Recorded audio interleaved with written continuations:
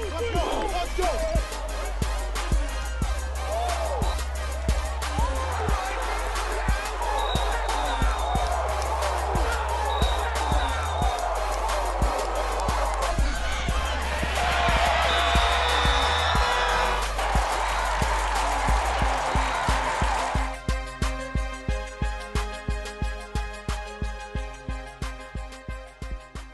Welcome to Cougar Football with Kevin Donnelly. Coach said it best last week, and I quote, "We're a better team. We're going to win this game," end quote. This past Saturday, the University of St. Francis football team did just that, pitching a shutout for the first time since September 12th of the 2009 season, en route to the 6-9-0 victory. Concordia is a new program. You know, they played junior varsity schedule a year ago, so they've got some sophomores, but primarily freshman kids. We've been through that. 98 was tough. We won 2 games by an act of God, so I know exactly what it's like. I elected to receive, take the football, because I thought we could get it in the end zone pretty quick and set the tone. And Coleman takes the opening kickoff and took like 13 seconds or something, and we're up. And kickoff, they didn't field it, we get it, score, and then come back. And I think it was 13 minutes to go in the first quarter, and we're up 21-0. So, you know, it started out, I hit him in the mouth with Coleman's kickoff return, and they didn't stop bleeding, you know. It just was over at that point. So we did play a lot of people, obviously, and tried to keep the score down as much as we possibly could. At the same time, you know, when you have younger players in, they want to show what they can do. If we would have, it could have been a lot worse than it was, but we didn't want to humiliate, just wanted to get some good work in. Bozier played a quarter and a half and threw a couple touchdown passes and looked very sharp, and then Miller came in, and I think he was 11 or 14. Hunsucker came in and threw once in the fourth quarter and completed it. So it was a good day for us, and we really needed that because we had 2 very physical football games in week 1 and 2.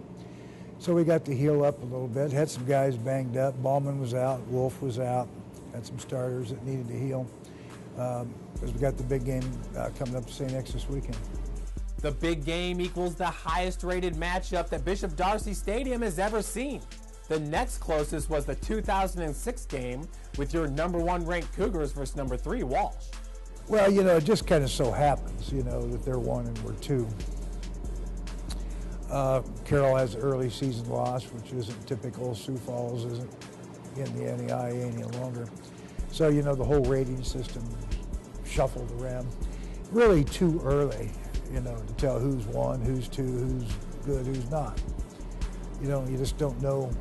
We thought that St. Ambrose and McKendree were going to be 2 outstanding opponents, and they were, except, you know, McKendree hadn't won one yet. They've always typically been a playoff team, but you know, I think we kind of busted their bubble a little bit, and they turn around and lose one the next week to William Penn. They lost early, Malone shouldn't have. So they're struggling through themselves right now. I think that they could be a pretty good football team. Ambrose is rolling, and I think ranked 20 or something like that right now. And they're probably going to be the leading candidate with William Penn over there in the West. So the conference is very well represented in the rankings. It is early. Gosh, you know, the month of October, the gauntlet, as we call it, you know, we go St. X here, and then we go over to Walsh. That's always a battle. Come back with Marion, who's undefeated. You know, you got to get ready to play your best each and every week. You can't have a letdown. And in the situation when the chips are stacked against you, who better to have on your side than junior wide receiver Austin Coleman? Big game is where I perform the most. You know, that's where my team depends on me the most is big games. And big games is the greatest games that you can play in. So just listen to some pregame music to get you hyped. You know what I'm saying? Talk with your teammates. You know, sometimes with me, I talk to my mom before every big game. You know, my mom get my nervous, and she let me know what to do, make sure I run out of bounds, avoid big hits. You know, and I just listen to my mom, and then again I blow her off on some of the things she say. But for most people, it's just like just get that momentum going, get your blood pumping, get the nerves out of it. When the Cougars from Chicago reach Fort Wayne, they'll be returning to take on a team that dealt them their last regular season loss back in 2008. What I think about this game is it's going to be a shootout. You know, it's going to come down to how Bozier leads his team and how our defense play. You know, we got to have less turnovers, and the main focus is just coming out with a W. So I'm never nervous. So it's a good thing. Good thing to have is never be nervous, because you be nervous is where you mess up in the games. So I try to keep that nervous out of my system. And everyone's nerves were set at ease last weekend, just 17 seconds into the game. Sometimes a game like that, we'll play down to their skill level, and we won't perform how we perform. I had caught it, but then I dropped it. When I had dropped it, I noticed that the walls are set up real nicely. So as soon as I picked it up, everybody started to close in on me, and so I seen the outside, so I just bounced it to the outside. And it was just one guy I had to beat, so I made a move on him and just took it all the way in and just followed my block all the way to the end zone. You know what I'm saying? Set the tone. Defense came out, got a force turnover, and we was able to keep the ball rolling. Austin's rolling as well. In the past 4 games dating back to last year's playoff loss to St. Xavier, the Fort Wayne, Indiana product has returned 2 kickoffs back for a touchdown while compiling an average of 34 yards per return. I feel like on kickoff return is where I can be me. You know, when I get the ball is what I do. So whenever I get the ball, I'm able to make the moves I want to make and find little holes or cracks to get through there. So with that saying, is just kickoff return is just one of my specialties I have. It was kick out to the right. I caught it, was going to the right. I noticed one guy was unblocked, and so I tried to like leap through, and he hit my outside thigh, and that kind of moved my body, and my upper body was able to stay still. So with that saying, when he hit my leg, it made me like bounce it out to the left some more. So when that happened, I seen 2 guys out there that was kind of blocked. One was laying down, one was getting blocked. So I feel if I take it all the way out, I have a possibility of taking it like farther than what I got it now. So I was able to bounce all the way out, and then I was able to pick up about 60 yards on that one.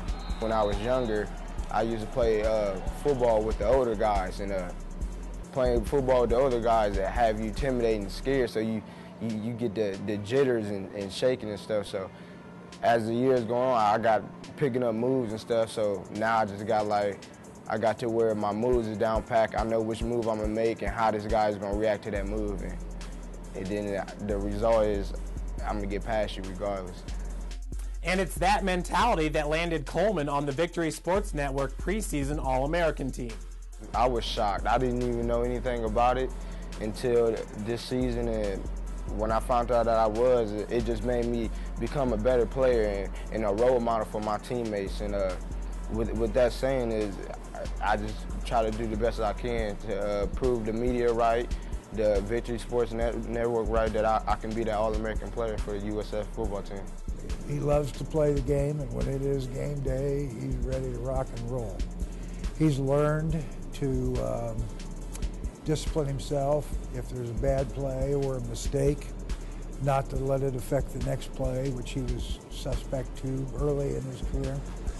But now as a junior, I think he's able to, has developed the mental toughness that you have to be a great competitive athlete, which he is. No, I just want to tell my family, so I want to thank y'all, everything y'all done for me, all the support.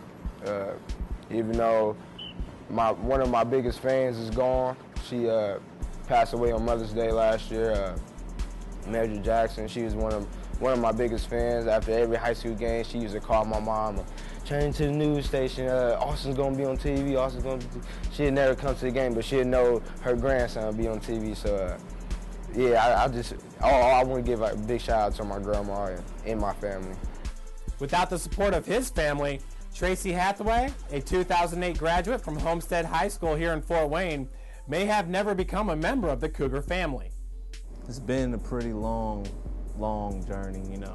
I was originally going to go to Illinois State in Normal, Illinois. I went to Ivy Tech, And when I went to Ivy Tech, I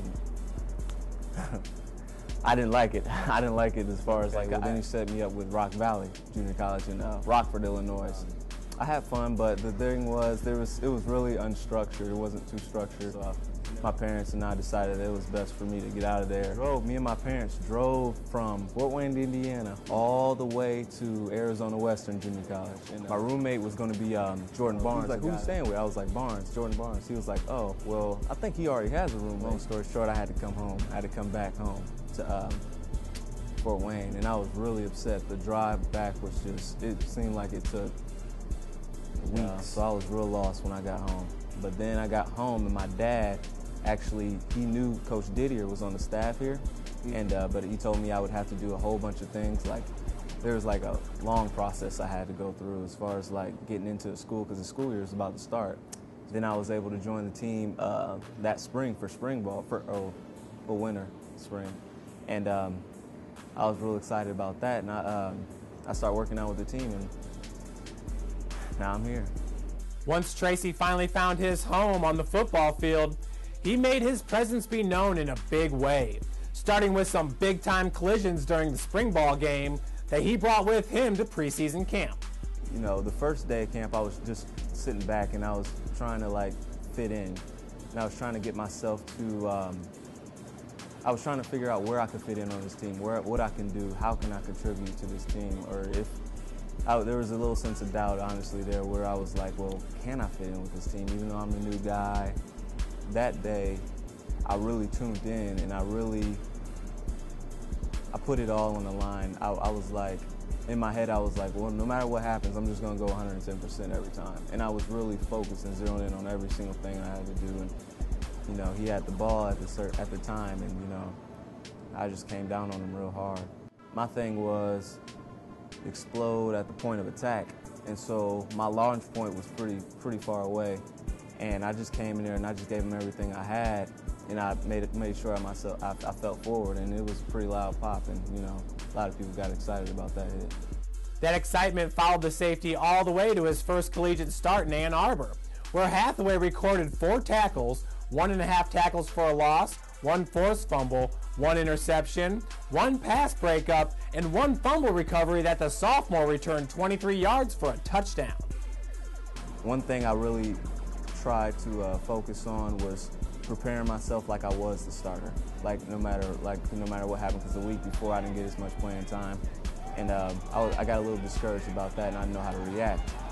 So what I started doing earlier that week even was just focusing in and zeroing in on every single thing, and really trying to prepare like I was a starter. Just be prepared at all times, because you never know what could happen. And at the beginning of the game, I was real excited about it, and I was just ready to play. I had a feeling I was going to do something pretty good that game, because I was feeling real well as well.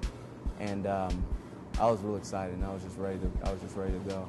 If I see a time to make a play, then I'm gonna do my best to make the play at whatever cost. And sometimes I kind of injure myself a little bit when I get up to my launch point or get up to my takeoff point to hit someone. When you play in defensive back, you don't have an opportunity to make too many plays, but the ones that you have, the time that you're able to make a play, you have to make it special, you know. And that's one thing I've really trained myself to do, is to, at the point of attack, whether it's attacking the ball in the air for an interception or hitting an opponent, I give it all I got. I give it my 100%, as much as I can. Tracy and the rest of the team know that they too will have to give it 110% if St. Francis hopes to knock off the #1 team in the country. I've never been in a game like this personally. It's based off what everyone is saying. It's making me pretty excited. I was already excited when I heard that we lost to them. I knew that we lost to them twice, and they were the only team we lost to last year. And you know, it just makes me excited that I can actually have a chance to contribute to us beating them. I want to beat them bad. I feel like the way, like, you know, everyone's going about it, the coaches and the players, and how everyone's feeling, I feel like I know this team personally, and you know, I don't, but nervous, I wouldn't say nervous. It's just more of excitement. Saturday's matchup is certainly not the first time Coach D has squared off against St. X coach Mike Feminis. I was coaching in Georgetown, and Mike Feminis was the middle linebacker for St. Francis, Illinois. Played against him in the mid-'80s, and he was a heck of a linebacker until he was a competitor, and he's obviously done a great job with the St. X program. Our very first collegiate football game was in Chicago against St. X in 1998. We took a bunch of freshmen up there and scored 56 points, and won our very first college football game, and it was against St. X. Of course, they're a very different football team now than they were at that time. Mike has installed a wide open spread type of offense. It's very unique, and defensively they just line up and bring pressure. He's been able, in the Chicago land, there's an abundance of talent there. He's been able to recruit well, get a lot of Division I transfers, and gosh, we haven't beaten them since 2008. So, real challenge, you know. And here we go. They're ranked number 1. We're number 2. You don't have that very many times. The first time we've ever had 1 and 2 playing here on our field. So. With the monumental matchup looming, here are Coach D's keys to success. Well, we got to take care of the football. We had 7 turnovers in the playoff game last year. Moved the ball, had a 16-play opening drive, went right down and put it in the end zone. And then all of a sudden we were making plays, catching footballs, getting hit and dropping it. So we got to secure the football. We can't give up the big play on defense. They're a big play football team. We've got to keep it in front of us. Make them be patient. Chip away. Let them catch it, come up and tackle them. We've got to mix up things offensively because, again, they're such a pressure team. We've got to go right at them with the run. We've got to be able to play action them. We've got to run and throw the football, run our offense, and secure the thing. Special teams will be a big part of it. You know, and I think our special teams, we've been doing pretty well with it. So that could be a key factor in a big ball game like this as well. Be sure to tune in to Catholic Redeemer Radio, WLYV, 1450 AM, or you can watch live on our livestream.com channel, USF Cougars. Coverage begins at 11:45 a.m. Thanks for watching, and go Cougars.